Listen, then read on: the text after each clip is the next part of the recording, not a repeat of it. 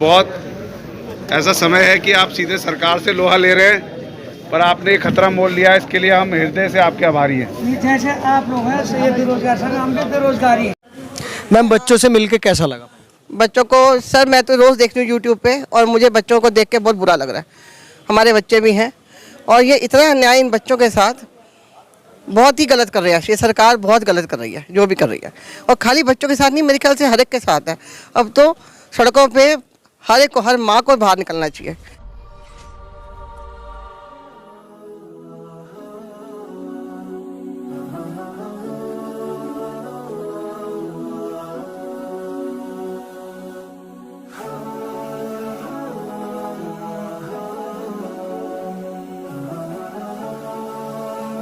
इनकी माँ मतलब माँ पेरेंट्स को नहीं आना चाहिए, सबको आना चाहिए। बिल्कुल, मेरा कोई नहीं है, मैं यहाँ रहती हूँ, मैं यहाँ कोर्ट में आती हूँ, मैं रोज़ यूट्यूब देखती हूँ, तो मुझे लगा कि ये बहुत गलत हो रहा है, जो भी हो रहा है कहाँ रहती है मैम? मैं राजपुर रोड पे रहती हूँ। हाँ जी, मन दुखता है देख के? बहुत दुखता है जी, बहुत दुख रहा है। मैम वो वाली तस्वीर भी देखी होगी।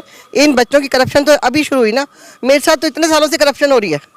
मैं सीएम धामी के पास क्या, मैं डीजीपी से मेरी को बोलो, मेरे को उनके पास क्या, एडीएम क्या, किसके पास नहीं गई, तहसील क्या, 4 साल हो गए चक्कर काट रही हूँ अपनी ज़मीन के लिए। मेरी ज़मीन, अब मैं यहाँ खड़े होकर नाम लूँगी ना, बेचारा यहीं पर सेक्रेटरी मर जाएगा यहाँ पर। नहीं, नाम तो देखो, हम तो जो गलत सेक्रेटरी जो है अनिल शर्मा, मैं उसीलिए आ जाई, जब मैंने रात को उनकी वीडियोस देखी ना कि मेरे को ये खाली करो, उन्होंने मेरी अपनी ज़मीन भाड़ा पर रखी है। 10 बीघा ज़मीन है भाई जी, कम नहीं है, जिसके पीछे आज मैं 60 ईयर्स की होने वाली हूँ और मैं उसके पीछे धक्के खा रही हूँ। तो वो देख करके मुझे दुख हुआ कि मैं तो करप्शन से लड़ ही रही थी, ये बेचारे बच्चों का क्या कसूर है। मैम वो सिर्फ आप ही के साथ नहीं है, बहुत बुरा हाल है जी, बहुत यहाँ तो बहुत ही बुरा हाल है। क्योंकि आप ये बताइए ना, यहाँ तो मिट्टी का तेल लो। मैं उसमें बताती हूँ। देखिए, हम बार के सचिव जी की बात करते हैं, अनिल शर्मा जी की, ठीक है ना। उन्होंने मेरे को भी भारी, जब हमारा हाउस चल रहा था, मेरे को पूरे उसमें उन्होंने जलील किया, ठीक है ना। उसके बाद उन्होंने क्या करा, क्या बोलते हैं उसको, जानबूझ कर, क्योंकि उन पर कोई चीज़ तो थी नहीं, तो उन्होंने क्या करा, क्योंकि मैं क्या करती थी, जैसे मैं वादकारियों के लिए बोलती थी, तो वो ये बोलते थे कि अब क्या, आप तो वकीलों के खिलाफ जा रहे हो। तो मैं सच का साथ दे रही हूँ, मैं किसी के खिलाफ नहीं जा रही हूँ, मैं सिर्फ सच का साथ दे रही हूँ।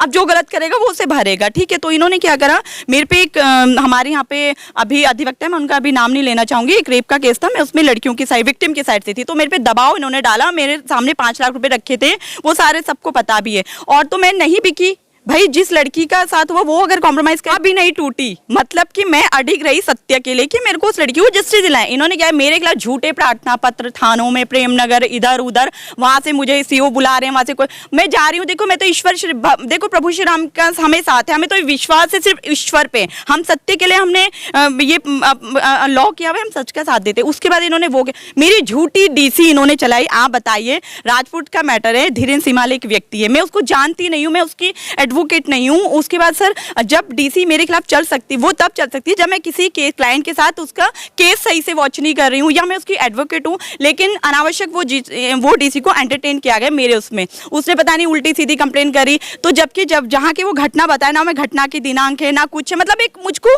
मेंटली टॉर्चर करने के लिए इतना मुझे तोड़ने की कोशिश आज तक वो चल रही है मेरे खिलाफ, कुछ ना कुछ साजिश। तो देखिए, मैं तो डरती नहीं हूँ, वो मुझे बता दे मैंने किसी क्लाइंट का पैसा खाया है, फीस, मैंने किसी की जमीन हड़पी है, वो मुझे मेरे खिलाफ कुछ ऐसा है नहीं, उन्होंने उठा कर किया अगर कुछ नहीं कर सकते, मेरे को 6 महीने के लिए बाहर से हटा दिया। मैं उससे भी नहीं टूटी हूँ सर, मैं बेवकूफ होके बॉबी मार के लिए मैं लड़ी, मुझसे मिलने के लिए मैं सबके लिए सत्य के लड़ी हूँ, ठीक है ना। मैं उससे भी नहीं टूटी। तो अब क्या करेंगे आप बताइए। मैं तो अपने सच पे अड़ी हूँ, मुझे नहीं लेंगे तो सिर्फ मैं इलेक्शन ही नहीं लड़ सकती हूँ, मैं तो पूरे इंडिया में प्रैक्टिस करती हूँ। मैं जिसके लिए बेबाक बोल सकती हूँ, सच के लिए मैं बोल सकती हूँ, मुझे जिसके लिए करना है वो मुझे करना है, ठीक है ना। तो देखिए, मैं तो आज भी बच्चों से तो इतना वो हूँ कि मैं बॉबी पवार से मिलने के लिए गई थी, तो बॉबी पवार जी ने मेरे को बोला था कि आप डीजीपी महोदय को एक एप्लीकेशन दे हमारी साइड से। कल मैं डीजीपी महोदय को एक प्रार्थना पत्र दे करके आई थी, बट उनका जो रुख था वो पॉजिटिव नहीं था, समझ ना, मतलब पॉजिटिव रुख नहीं था कि वो पुलिस के खिलाफ मुकदमा दर्ज करेंगे। हालांकि आज मैंने उनको कुछ एविडेंसेस भी दे दी हैं, फोटोज वगैरह, कि आपके पत्थर जो आपने चिन्हित किए हैं बच्चों को, कि बच्चों के हाथ में पत्थर है, तो पुलिस वालों के भी हाथ में पत्थर है, तो मैंने बोला इनको भी चिन्हित करके इन पे मुकदमा दर्ज कीजिए। आप देखिए, जांच का विषय अब ये भी है। आज देखिए बच्चे अनावश्यक ये बेल की सुनवाई को वो कर रहे हैं, ठीक है ना। उसमें हमारे बहुत सारे अधिवक्ता सपोर्ट करें। मैं उन अधिवक्ताओं का भी हाथ जोड़कर धन्यवाद अदा करती हूँ अपने बार में। ऐसा नहीं, देखो सभी लोग गलत नहीं होते, सभी लोग अच्छे नहीं होते। बहुत वकील बार एसोसिएशन उनको बहुत अच्छे सपोर्ट करने पे भी लगी हुई है, बहुत सारे वकीलों के लिए। चंद लोग हैं जो अगर खिलाफ होंगे, अदरवाइज मुझे नहीं लगता है कोई होगा, है ना।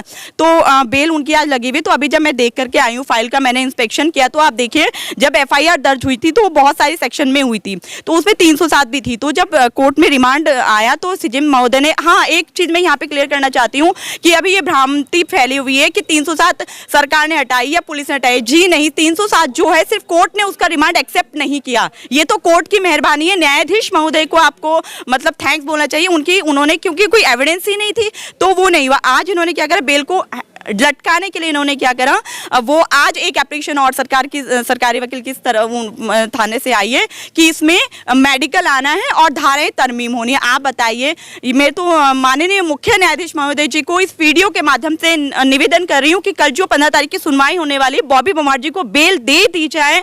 वो बच्चों को वो सिर्फ अपने लिए नहीं लड़ी, ये सब बच्चे सिर्फ अपने लिए नहीं लड़े, ये पूरे समाज के लिए लड़े, क्योंकि बेरोजगारी चरम सीमा पे है। आज मेरे पास 3 केस आए हैं जो हैं अगस्त मुनि, ये जो श्रीनगर में पड़ता है। आप देखिए यूपी के टाइम के घोटाले 3 हैं, अभी मैं RTI उसमें डालने वाली। देखिए घोटाले चरम सीमा पे, यहाँ पे बहुत सारे अधिकारी फर्जी विज्ञप्ति यूपी के टाइम से यहाँ पर बैठे हुए हैं, अपनी तनख्वाह इन्होंने पाई है। समाज कल्याण को आप देख लीजिए। तो देखिए ये जो आंदोलन है इसकी तो मैं बहुत तहे दिल से तारीफ करती हूँ। बच्चों का बहुत अच्छा स्टेप है। मैंने, आप यकीन नहीं मानेंगे, आप फेसबुक पे यूट्यूब उस पे भी देखिए, मैंने बहुत बार पुलिस के खिलाफ एविडेंस से प्रार्थना पड़ती है। मेरी तो कोई पर्सनल रंजिश नहीं है ना, आप आए पीड़ित है, पीड़ित की तरफ से, मेरा कोई पर्सनल ना तो कोई जमीन का है ना कुछ है, क्लाइंट की साइड से, लेकिन कभी सुनवाई नहीं हुई। मेरे पास सारी एविडेंस है। तो अभी जो हमारे देखिए एक पीड़ित यहाँ पे ये मैडम खड़ी हुई, ये बता रही हैं कि इनका अभी बहुत मिलना, मैं आपको सच में आपको पूरे पेपर, मैडम क्या लगता है न्याय कब तक मिल जाएगा आपको? इतनी उम्र, उत्तराखंड में तो न्याय भूल जाओ। तो कहाँ मिलेगा न्याय? अब हमें नहीं पता कहाँ, बताओ। अब PM, कोई तो जगह होगी न्याय। अब हमें दिल्ली PM के पास जाना पड़ेगा। न्याय ये है ना, ये PM साहब के यहाँ न्याय मिल सकता तो PM मिलने देंगे? पहले मुझे बताओ। मिलेगा सर, ऐसे मिलेगा। मिलेंगे? मतलब आप देखो, मेरे हस्बैंड, हम आज 10 साल से यहाँ धक्के खा रहे हैं, 10 साल से। हमारे पेपर सब क्लियर है, आपको फ्रॉड दिखा सकते हैं, फर्जी काम है। लेकिन मैं आपसे एक और करूँगी, इतना भी करूँगी कि मेरी मामी जो NRI है, कनाडा में रह रही हैं, उनकी भी ज़मीन है, उनकी इकट्ठी कर रखी है। मैं उनको तो धमकियाँ देते थे कि तू देहरादून आओ, हम आपको गायब करा देंगे यहाँ से। बहुत बुरा हाल है यहाँ तो सर, बहुत बुरा हाल है। DGP क्या, मैं सब जगह हुआ ही एक चार्जशीट लगाने में जिसके सब हमने सबूत दे दिए, पता नहीं कितना टाइम लगाया। वो चार्जशीट ऐसी लगाई कि वो बंदे ने जो कल्प्रिट है उसने बेल भी करा ली। तो यहाँ तो बहुत बुरा हाल है जी, बस इसलिए लगातार यही कहा जा रहा है कि बहुत बुरा हाल है। और कहीं ना कहीं इस तरह के लोगों का बहुत बहुत धन्यवाद देना चाहेंगे जो लोग बच्चों के समर्थन में आ रहे हैं, चाहे फिर वो वकील हो, चाहे फिर वो साधारण